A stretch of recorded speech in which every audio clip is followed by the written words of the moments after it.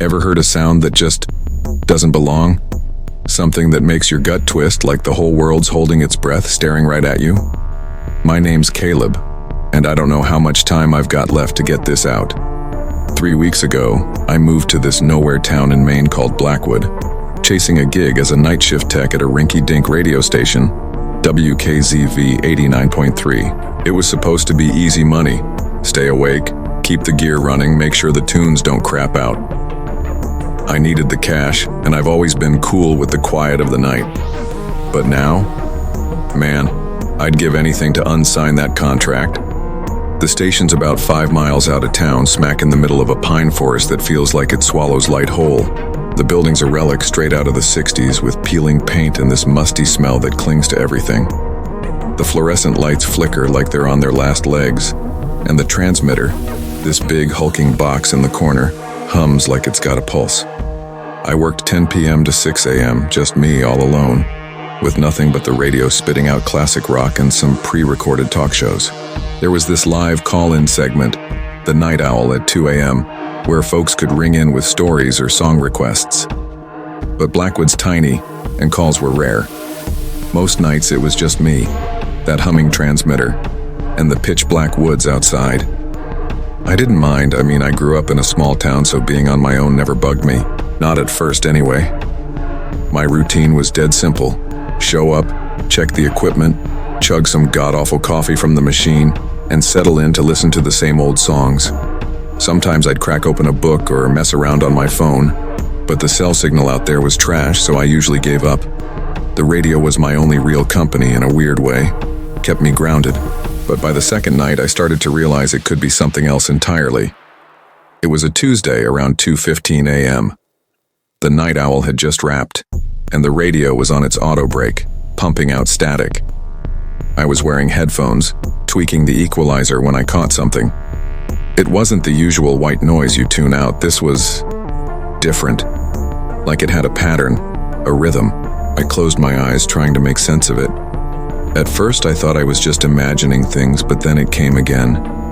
A murmur, super faint, buried in the static. It sounded like a voice. I couldn't make out words, but the tone, it was cold, sharp, like someone was whispering right into my ear. I yanked off the headphones and looked around. The room was empty, of course. The lights flickered, same as always, and the transmitter kept up its steady hum. I figured it was interference, maybe a pirate station or a crossed signal. I messed with the frequency, checked the cables, but nothing changed. The static went back to normal, and I tried to convince myself it was just me being tired. But when I slipped the headphones back on, there it was. Caleb, clear as day, my name cutting through the noise. My stomach dropped. I ripped the headphones off again like they were gonna burn me. My heart was... Hawkins was pounding so hard I could barely think straight.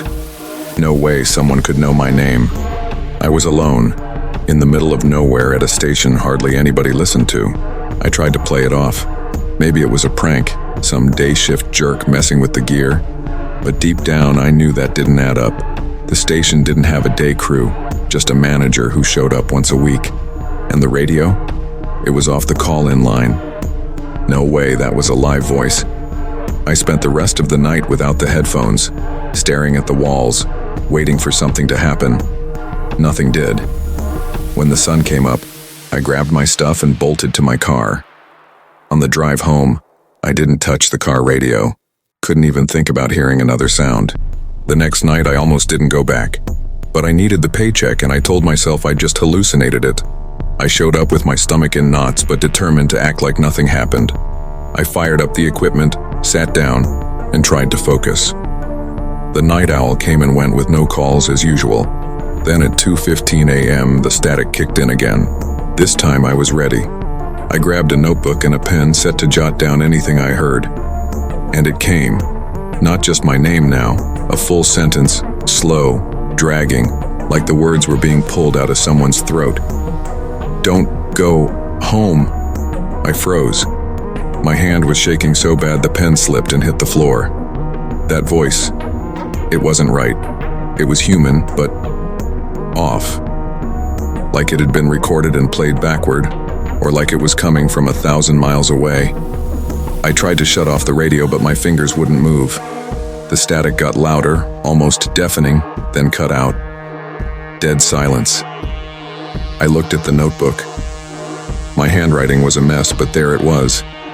Don't go home. I didn't know what to do. Part of me wanted to run, but where to? My apartment was the only place I had. What if it was real? I decided to stay at the station till my shift ended. Spent the next few hours pacing, checking the locks, peering out the windows. The forest outside was still, but it felt alive, like the trees were watching me. When dawn hit, I drove into town, but I didn't go home. I pulled into a diner, ordered a coffee, and just sat there staring at the notebook. Those words were burned into my brain. I knew I couldn't ignore them. Not after hearing my name. Not after that. By the third night, I brought a flashlight and a cheap voice recorder. If this was real, I needed proof. I got to the station early, checked every inch of the place. Nothing was out of place except the transmitter. It felt warmer than usual. I can't explain it, but touching it gave me the creeps, like I'd brushed up against something alive. I sat down, started the recorder, and waited. At 2:15, the static came back, clearer this time. Caleb, you've been here before. My throat went dry. I scribbled the words, but I couldn't stop shaking. The recorder was running, catching everything. Then the voice changed. It was my voice saying stuff I'd never said. You can't leave. You never left. I shut off the recorder and threw it across the room. My head was spinning. How was that my voice? I'd never recorded anything at the station. And those words, they hit me like a punch, like some part of me knew they were true, even if I didn't want to believe it.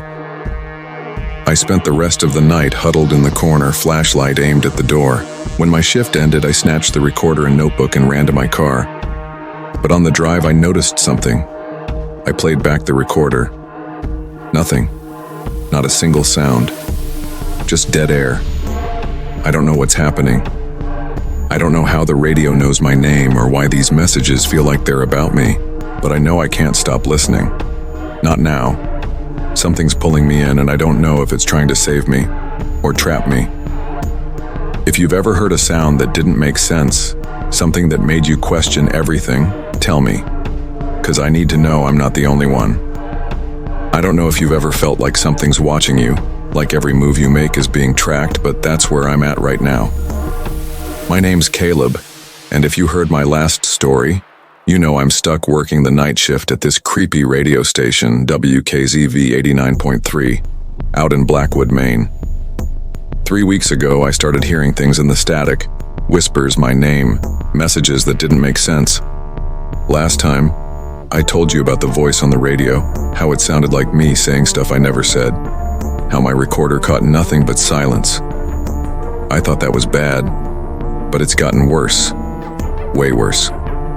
I'm telling you this because I need someone to hear it before whatever's happening swallows me whole. After that third night, I was a wreck. I hadn't slept more than a couple hours in days. My eyes were burning and every little noise made me jump, like the creak of the floor or the wind rattling the station's windows. I kept replaying those words in my head. You can't leave. You never left. What did that even mean? I'd never been to Blackwood before this job, but the way the voice said it in my voice, it felt like a memory I couldn't place. Like a dream you swear you've had but can't pin down. I wanted to quit, just pack my stuff and haul ass out of town, but I was broke. Rent was due and I had nowhere else to go. So, I kept going back. The fourth night, I showed up with a plan. I wasn't gonna let the radio mess with me anymore. I brought a thermos of coffee, a fresh notebook, and a cheap pair of earplugs I'd picked up at the gas station. If the static started talking, I'd block it out. Simple, right? I got to the station around 9:45 p.m., earlier than usual, and the place felt heavier. The air was thick, like before a storm, and the transmitter's hum was louder, almost vibrating through my bones. I checked the equipment, same as always, but my hands were shaky and I kept glancing over my shoulder. The forest outside was dead quiet. No crickets, no owls, nothing. Just this oppressive silence that made my skin crawl. I made it through the first few hours okay. The playlist ran smooth, no calls came in, and I kept my head down, doodling in the notebook to stay distracted. But as the clock ticked closer to 2 a.m., my stomach started knotting up. I knew what was coming. At 2:15, right on cue, the static kicked in.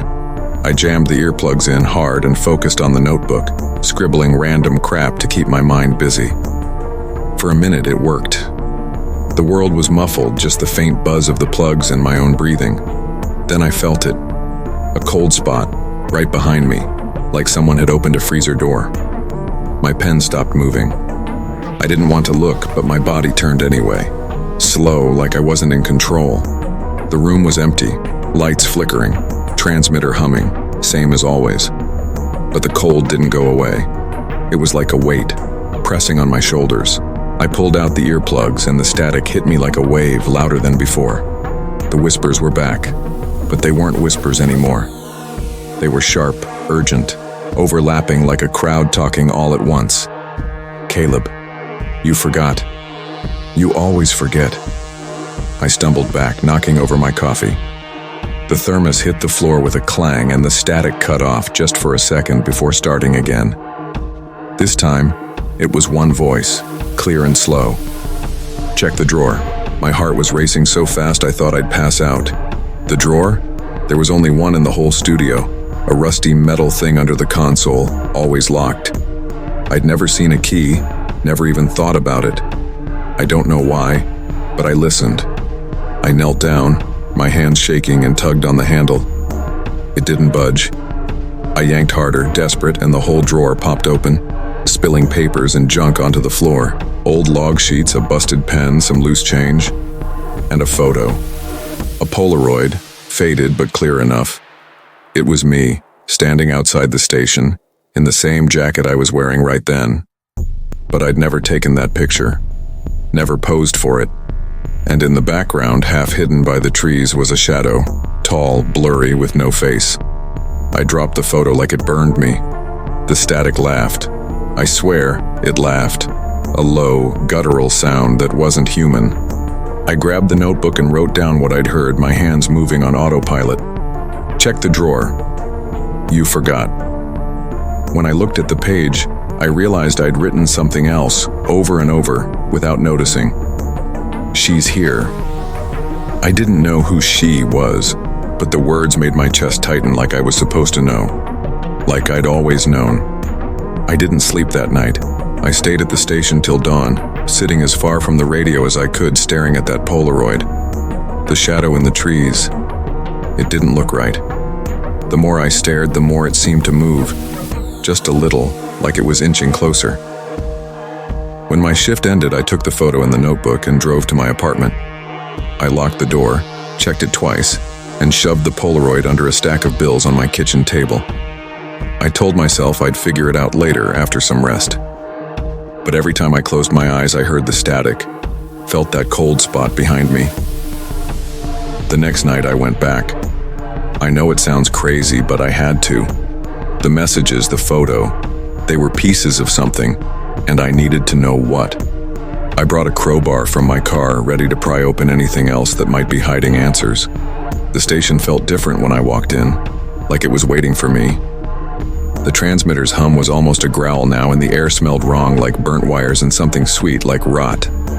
I sat down, opened the notebook, and waited for 2:15. When the static started, it wasn't just words anymore. It was a scene, like a movie playing in my head. "Caleb, the road. You didn't stop." My hands went cold. 2 years ago, I'd been in a car accident, a bad one, on a back road in Vermont. I'd swerved to avoid something in the dark, maybe a deer, and rolled my truck. Walked away with a concussion and some cuts, but I never forgot the feeling. That split second when I saw something move, something that wasn't an animal. The static kept going. "She was there. You left her." My throat closed up. I didn't know what it meant, but it hurt, like a knife twisting in my gut. I started writing again, frantic, trying to keep up. The road. She was there.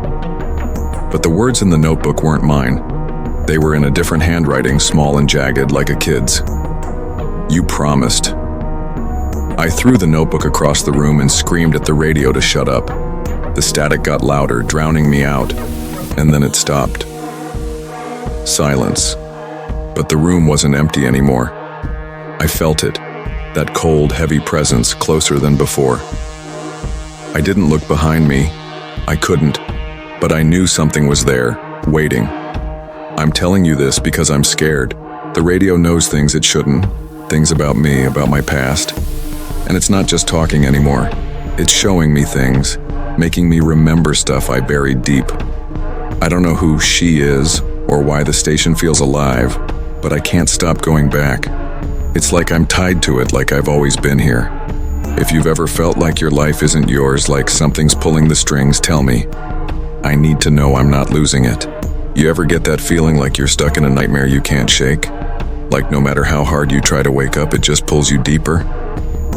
I'm Caleb, and if you've been following my story, you know I'm trapped in this messed up situation at WKZV 89.3, a rundown radio station in Blackwood, Maine. The static's been talking to me, whispering my name, spitting out messages that know too much. Last time I found a Polaroid of myself I never took, with some blurry shadow in the background, and the radio started digging into my past, talking about a car wreck and someone I supposedly left behind. I don't know what's real anymore, but I'm telling you this because I'm running out of time, and I need someone to hear me before this thing takes me for good. I haven't slept in days. My head's foggy, like I'm wading through mud, and every sound, every creak, every gust of wind feels like it's coming for me. After that last night with the notebook writing words I didn't write and that laugh in the static, I knew I couldn't just keep showing up and pretending it'd go away. I had to figure out what the hell was going on. The Polaroid was burning a hole in my pocket, and those words, "She's here. You promised," were stuck in my brain like a bad song. I didn't know who she was, but it felt like a memory I'd locked away, something I wasn't supposed to touch. I decided to dig. If the radio knew stuff about me, maybe the station itself had answers. I showed up for my shift early, around 9 p.m., with a flashlight, the crowbar from my car, and a thermos of coffee to keep me sharp. The station was quieter than usual, like it was holding its breath. The transmitter's hum was low, almost a growl, and the air had that same burnt wire smell, mixed with something sickly sweet that made my stomach turn. I started searching the place, top to bottom. The studio was bare, just the console, a chair, and that busted drawer I'd pried open. But there was a storage closet in the back I'd never checked, always locked with a rusty padlock. I figured it was time to find out what was inside. I wedged the crowbar into the lock and leaned into it. The metal groaned, then snapped with a loud crack that echoed in the empty station. My heart was pounding as I pulled the door open. The closet was small, crammed with junk. Stacks of warped vinyl records, a busted microphone, and boxes of yellowed papers. The smell was worse in there, like damp rot and something metallic, like old blood. I started digging through the boxes, my flashlight beam shaking in my hand. Most of it was boring. Old playlists, equipment manuals, some faded ads for local businesses that probably didn't exist anymore. But then I found a folder, tucked under a pile of log sheets labeled WKZV incident reports. My mouth went dry. I sat on the floor, the folder in my lap, and started reading. The reports were from the 80s, handwritten, detailing weird stuff that happened at the station. Equipment failures nobody could explain, static that wouldn't stop even when the power was cut, and, get this, complaints about voices in the broadcasts. One report, dated 1983, said a listener called in, freaking out, claiming they heard their own name in the static during the night owl. Another from 1985 mentioned a technician who quit after hearing personal messages on a dead frequency. My hands were shaking so bad I could barely turn the pages. This wasn't just me. Whatever was in the static, it had been here for decades. Then I found the last report from 1987. It was short, just a paragraph, but it hit me like a punch. It said a female employee, a night shift tech named Sarah, went missing after her shift. No trace, no leads, just her car left in the parking lot. The report mentioned she'd been acting strange, talking about voices in the static, saying they were telling her things about her life. The final line was scrawled like someone wrote it in a hurry. Station closed for investigation. Do not reopen. I dropped the folder. Sarah. Was she the static kept talking about? And why the hell was the station still running if it was supposed to be shut down? I was so caught up in the reports I didn't notice the time. My watch beeped, 2:15 a.m. The static kicked in, loud and sharp, like a knife through the silence. I scrambled to my feet, my flashlight falling and rolling across the floor. The whispers started, faster this time, almost angry. Caleb, you found her. You always find her. My chest tightened. I didn't want to listen, but I couldn't stop myself. I stumbled back to the studio, the notebook still open on the console. The static shifted, and that voice, my voice, came through again. The road. You saw her. You didn't stop.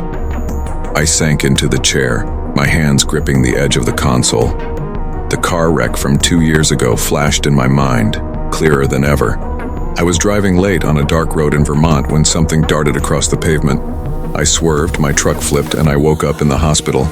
But now the static was showing me more. A figure, standing in the road, just before I swerved. A woman, her face pale, her eyes empty. I hadn't remembered her before, but now it was like the memory was being forced into my head. The static hissed. You promised her, Caleb. You promised. I started writing, my hand moving on its own. The road. You saw her. But the words changed again, just like before, into that jagged, childlike handwriting. She's waiting. I threw the pen down and yelled at the radio, begging it to stop. The static didn't care. It got louder, filling the room, and then it said something new, something that made my blood run cold. Look behind you. I froze. The cold spot was back, heavier than ever, like a hand on my neck. I didn't look. I couldn't. But I felt it. Something standing right there, close enough to touch. I don't know how I made it through the rest of the shift. I sat there staring at the console, too scared to move until the sun came up. When I finally grabbed my stuff, I took the folder with the incident reports and the Polaroid. I wasn't leaving them behind. On the drive home, my hands wouldn't stop shaking. I kept checking the rearview mirror, half expecting to see that shadow from the photo sitting in my back seat. When I got to my apartment, I locked the door and spread the reports out on my kitchen table. Sarah's name was everywhere, like a ghost I couldn't shake. I didn't know her, but the static did. And it was tying her to me, to that wreck, to this station. I'm telling you this because I'm in too deep. The radio's not just talking, it's digging up things I did not know I buried, things I don't want to face. I can't stop going back to the station, even though every night feels like it is pulling me closer to something I want to come back from. If you've ever felt like your past is chasing you, like it's not done with you, let me know. Because I'm starting to think mine never let me go. You ever feel like your own memories are turning against you? Like the past you thought you knew is slipping away and something else is filling in the gaps? I'm Caleb, and if you've been keeping up with my story, you know I'm caught in this nightmare at WKZV 89.3, a beat-up radio station in Blackwood, Maine. The static's been talking. My name, my past, stuff it shouldn't know. Last time I found old reports about a woman named Sarah who went missing at the station, and the static started tying her to a car wreck I had years ago. It's like the radio's peeling back my life, layer by layer, and I'm terrified of what's underneath. I'm telling you this because I'm running out of time and I need someone to hear me before I lose myself completely. I was barely holding it together after that last shift. My hands wouldn't stop shaking and my head felt like it was stuffed with cotton. I hadn't slept more than an hour or two in a week, and every time I closed my eyes I saw that Polaroid, me outside the station, with that shadow lurking in the trees. The incident reports about Sarah were spread across my kitchen table, her name burning into my brain. I didn't know her, but the static did, and it was screaming that I'd promised her something, that I'd left her behind. The car wreck from 2 years ago kept coming back, sharper each time, like a movie I couldn't pause. I remembered swerving, the truck flipping. But now there was her, a woman in the road, pale, staring right at me. Had she been there, or was the static planting her in my head? I knew I had to go back to the station. It was stupid, I get it, but it was like an itch I couldn't scratch. The radio was the only thing giving me answers, even if they scared the hell out of me. I needed to know who Sarah was, why the static kept dragging her up, and what it wanted from me.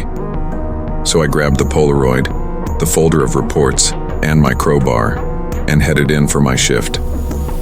It was a cold night, the kind where your breath hangs in the air, and the forest around the station felt wrong. Too still, like it was waiting for something. When I walked into the studio, the transmitter's hum hit me harder than usual, low and heavy like a heartbeat. The air smelled like burnt wires and that sweet, rotting stench that made my stomach churn. I didn't waste time. I went straight for the storage closet I'd busted open last shift, hoping there was more to find.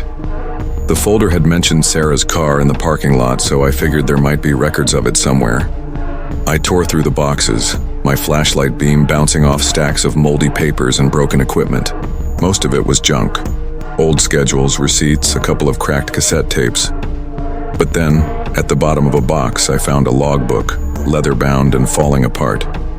The cover said, WKZV Staff Notes, 1980-1987. My hands were sweaty as I opened it, flipping to the last entries. Sarah's name was all over the final pages. She'd been a night tech, like me, working the same shift.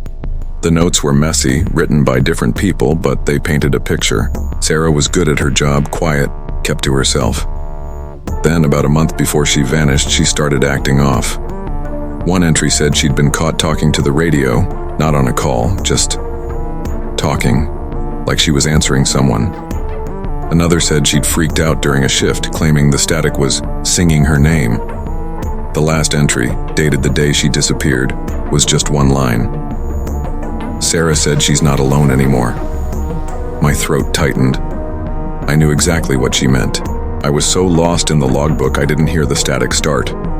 My watch beeped, 2:15 a.m., and the radio roared to life, so loud it felt like a punch. The whispers were gone now. It was just one voice, sharp and cold, cutting through the noise. Caleb, you owe her. You broke it. I dropped the logbook, my heart slamming against my ribs. The voice wasn't mine this time. It was hers. Soft but jagged, like she was forcing the words out. You left me. On the road. The car wreck flashed again, vivid like I was back in the truck. The woman in the road, her pale face, her empty eyes. I saw her mouth move, forming words I hadn't heard then but could hear now. You promised. I grabbed the notebook, my hands shaking so bad I could barely hold the pen. I wrote what I heard. You owe her. You left me. But the words twisted under my fingers, turning into that same jagged handwriting. She's closer now. I slammed the notebook shut, but the static didn't stop. It was screaming, a wall of sound that made my ears ring. Then it said something that froze me solid. She's in the room. My breath caught. The cold spot was back, so strong it felt like ice on my skin. It wasn't behind me anymore, it was everywhere, wrapping around me, like I was drowning in it. I don't know how I didn't bolt right then. My legs were jelly, but I couldn't move. The static shifted and her voice came again, softer, almost pleading. Caleb, find it. Find what you took. I didn't know what she meant, but it felt like a command, like I had no choice. I remembered the logbook and started flipping through it again, desperate for anything. That's when I found a folded piece of paper tucked inside the back cover. It was a sketch, crude, like a kid drew it. A stick figure with long hair standing in a road and another figure, me, driving away. Underneath, in that same jagged handwriting, you took her light. My head spun. The wreck, Sarah, the station. It was all connected, but I couldn't see how.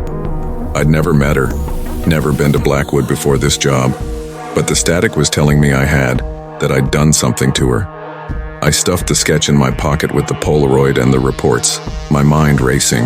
The static was quieter now, but it wasn't gone. It hummed low and steady like it was watching me. I spent the rest of the shift sitting in the corner, the crowbar in my lap, jumping at every flicker of the lights. When dawn came, I grabbed everything and ran to my car. The forest felt alive again, the trees leaning in like they knew what I'd found. I didn't go home. I couldn't. I drove to a 24-hour diner in town, ordered a coffee I didn't drink, and spread the papers out on the table. The Polaroid, the reports, the logbook, the sketch, they were pieces of a puzzle, but I was missing the big picture.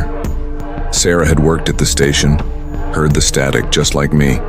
She'd disappeared, and now the radio was saying I'd left her behind, that I'd broken a promise. The wreck kept coming back, but it wasn't just a memory anymore. It was changing, growing, like the static was rewriting it. And that sketch, it wasn't just a drawing, it was a warning. I'm telling you this because I'm scared out of my mind. The radio's not just talking, it's pulling me apart, dragging up stuff I don't understand. I don't know what I took from Sarah, or why the static thinks I owe her, but it's not letting me go. Every night at the station feels like a step closer to something I can come back from.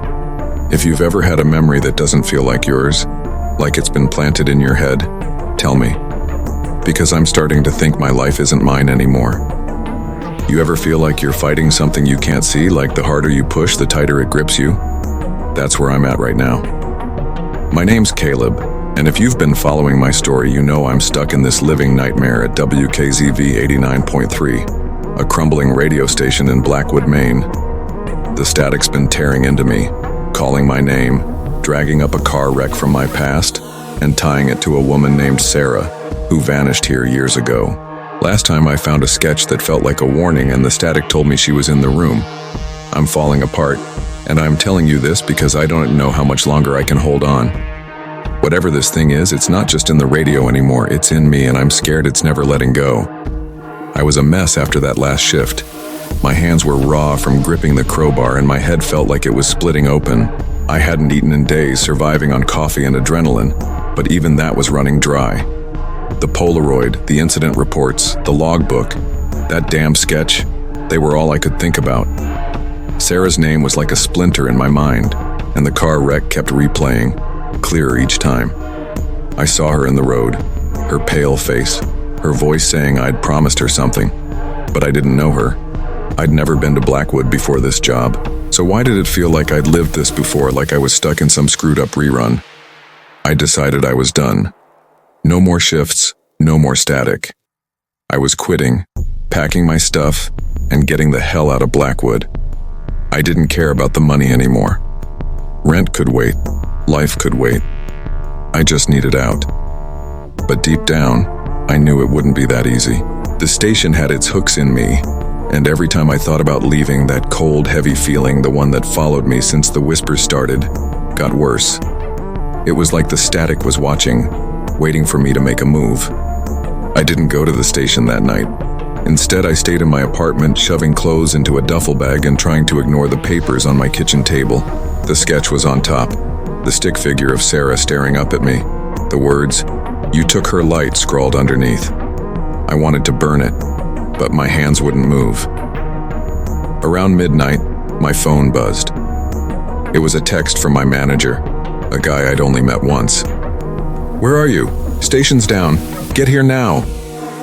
My stomach dropped. The station was never down. The equipment was old, but it ran like clockwork. I ignored the text, turned off my phone, and kept packing. But then I heard it. Static. Not from my phone, not from the radio in my apartment, from inside my head. It was faint at first, like a distant hum, but it grew louder, sharper, until it was all I could hear. "Caleb, you can't run. You never run." It was her voice again, Sarah's, soft but cutting, like a blade wrapped in silk. I clapped my hands over my ears, but it didn't help. The static was inside me, buzzing in my bones. Then came the words, slow and deliberate. "You have to finish it." I screamed at it to shut up, my voice cracking, but the static just laughed. That same guttural laugh from before, the one that wasn't human. I stumbled to the kitchen, grabbed the sketch, and tore it in half. For a second, the static stopped. But then my radio, the one I hadn't touched in days, flicked on by itself, blasting static so loud it shook the walls. I don't know why I went back to the station. I don't remember deciding to go. 1 minute, I was in my apartment. The next, I was in my car driving through the dark, the Polaroid and torn sketch in my pocket. The forest around the station was pitch black, the trees swallowing my headlights. When I walked inside, the transmitter's hum was deafening like a growl that rattled my teeth. The air was thick, heavy with that burnt wire and rot smell, and the lights were dimmer than usual, barely holding back the dark. I sat at the console, my hands trembling, and waited. I knew it was coming. 2:15 a.m. When the static hit, it wasn't like before. It was a wall of sound, so intense it felt like my skull was caving in. Sarah's voice cut through, louder, angrier. "Caleb, you took it. You took her light." I gripped the notebook, writing as fast as I could, but the words weren't mine. That jagged handwriting filled the page. "She's with you now." I threw the notebook across the room, but the static didn't stop. It was showing me things again, images flashing in my mind like a broken film reel. The wreck, the road, Sarah standing there, her eyes locked on mine. But this time I saw more. A necklace, small and silver, glinting in the headlights before I swerved. I hadn't remembered it before, but now it was clear, like I'd held it in my hands. I started searching the studio, frantic, tearing through drawers, flipping over papers. I didn't know what I was looking for, but the static was screaming. "Find it, Caleb. Find what you took." My hands landed on the rusty drawer under the console, the one I'd pried open before. I yanked it out, dumping everything on the floor. And there it was. A silver necklace, simple, with a tiny pendant shaped like a star. My breath stopped. It was hers. I didn't know how I knew, but I did. The static went quiet just for a moment, and the cold spot wrapped around me, tighter than ever. I held the necklace, and my hands burned like it was pulling something out of me. I don't know how long I sat there staring at the necklace, the static humming softly now, like it was pleased. The wreck kept playing in my head, but it was different again. I saw myself stop the truck, get out, walk to her. She was holding the necklace, her face pale, her voice whispering, "You promised." I didn't know what I'd promised, but the guilt was crushing, like I'd betrayed someone I loved. I stuffed the necklace in my pocket with the Polaroid and the sketch, my mind racing. I had to leave now, before the static pulled me any deeper. I grabbed my keys and ran for the door, but the static roared back so loud it knocked me to my knees. "You can't leave. You never leave." It was my voice now, mixed with hers, a twisted duet that made my skin crawl. The lights flickered out and the cold was everywhere, pressing against me like hands holding me down. I crawled to the door, my fingers scrabbling at the handle, but it wouldn't budge. The static laughed and Sarah's voice whispered, "You're home, Caleb." I screamed, pounding on the door, but the sound was swallowed by the static, by the dark. I'm telling you this because I'm trapped.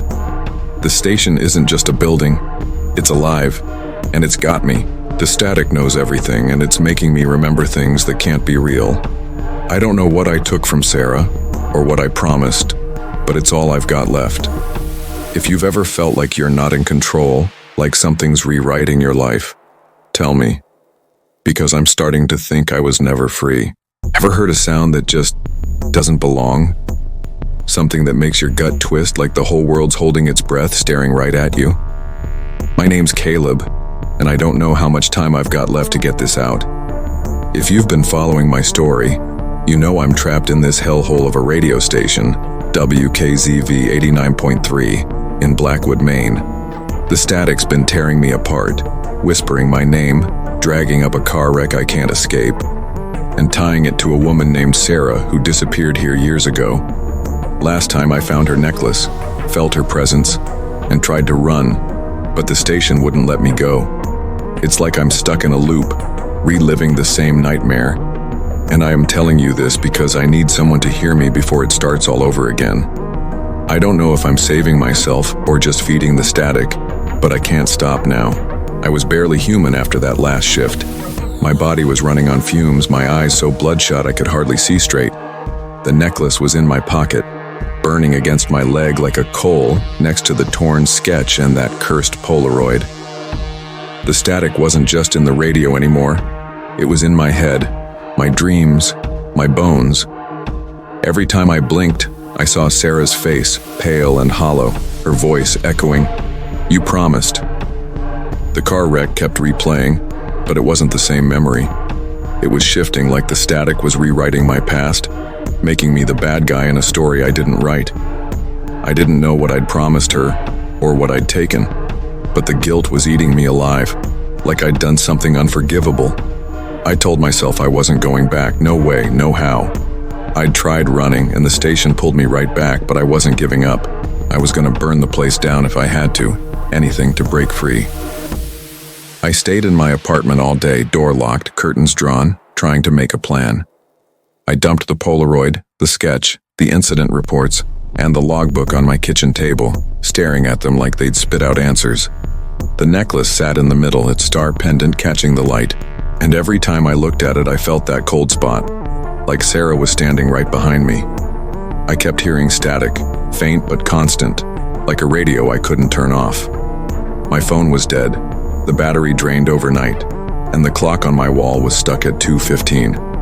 I didn't even bother checking if it was broken. I knew it wasn't. Around 9 p.m., I couldn't take it anymore. Sitting still was worse than facing the station. I grabbed a gas can from my car, the necklace and the papers, and drove out to WKZV. The forest was darker than ever, the trees swallowing the road like they were closing in. When I pulled into the parking lot, the station looked different. Smaller somehow, like it was curling in on itself. The transmitter's hum hit me before I even opened the car door, louder than ever, vibrating through my chest. The air was thick with that burnt wire and rot smell, so strong I gagged. I gripped the gas can, my knuckles white, and walked inside. The lights were off, but the console was glowing, a faint red pulse that shouldn't have been possible without power. I didn't sit down. I stood in the middle of the studio, the gas can at my feet, and yelled into the dark, "I'm done! You hear me? I'm not your puppet!" My voice echoed, but the static answered low and mocking, like it was laughing at me. The clock on the wall read 2:15, same as always, and the static surged, filling the room. It wasn't just sound anymore. It was a force, pushing against me, pulling me toward the console. I fought it, planting my feet, but my hands moved on their own, reaching for the notebook I'd left behind. The pages were filled with that jagged handwriting, words I didn't write. "You're home, Caleb. You're hers." Sarah's voice came next, clear and sharp, cutting through the noise. "Caleb, you can't burn it. You made it." I froze. Made it? The station? The static? My head was screaming, but the wreck flashed again, brighter, louder. I was in the truck, swerving, but this time I stopped. I got out, walked to Sarah in the road. She was holding the necklace, her eyes locked on mine, and she said, "You promised to stay." I saw myself take the necklace, my hands shaking, and then I drove away, leaving her in the dark. The memory felt real, but it couldn't be. I'd never stopped. I'd crashed, woken up in the hospital, hadn't I? I grabbed the gas can, ready to douse the place, but the static roared, so loud it knocked me back. The necklace fell out of my pocket, hitting the floor with a sound like a gunshot. The static stopped just for a second and the room went cold, so cold my breath fogged. Sarah's voice whispered, "You took my light. Give it back." I looked at the necklace and my hands moved without me, picking it up. It was warm now, pulsing like it had a heartbeat. The static started again, softer, almost pleading. "Put it on, Caleb. Finish it." I don't know why I listened. I don't know why I slipped the necklace around my neck. But the second it touched my skin, the room changed. The walls were gone. I was standing in the road, the same road from the wreck. But it wasn't Vermont.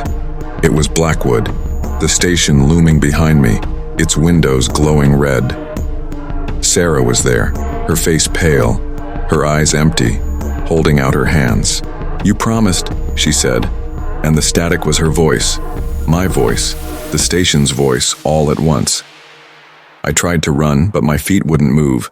The necklace burned, and the road stretched forever, looping back to the station, over and over. I screamed, but the sound was swallowed and the static laughed, louder, louder, until it was all I was. I don't know how I ended up back in the studio. The gas can was gone, the lights were flickering, and the clock still read 2:15. The necklace was around my neck, heavy, like it was part of me. The notebook was open, filled with my handwriting now, not hers, repeating the same words. You never left. I tried to take the necklace off, but my hands wouldn't listen. The static hummed, low and steady, and I felt her, Sarah, closer than ever, like she was inside me. I sat at the console, my body moving like a puppet, and started writing again. The words came easy, too easy. Ever heard a sound that just doesn't belong? I'm telling you this because I'm not sure what's real anymore. The station, the static, Sarah, they're all I know now. I don't think I ever left Blackwood. I don't think I ever will. The static's still here, whispering, pulling me back to the start, and I'm too tired to fight it. If you've ever heard a sound that didn't make sense, something that made you question your own life, tell me. Because I need to know I'm not alone, even if I'm just a voice in the static now.